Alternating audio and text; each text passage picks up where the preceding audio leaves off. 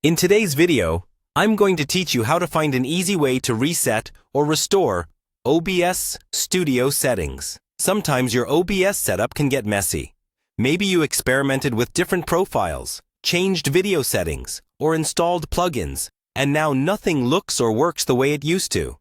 Instead of uninstalling and reinstalling OBS, there's a much quicker and cleaner way to get back to a fresh, default setup, or restore things to a known good state.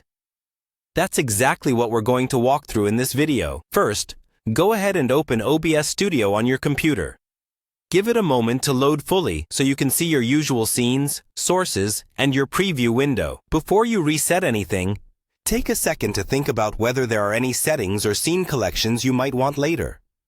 If there are, you can export them from the Profile and Scene Collection menus at the top, so you have a backup you can easily bring back. Now, inside OBS, look at the top menu bar.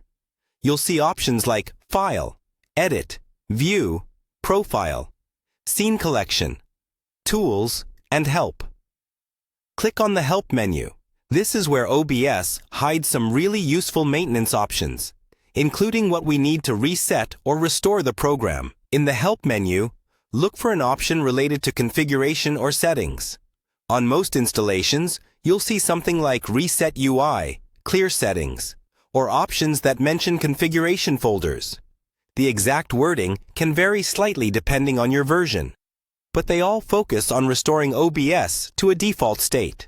When you choose one of these reset options, OBS will usually warn you that this action will remove or revert your current settings.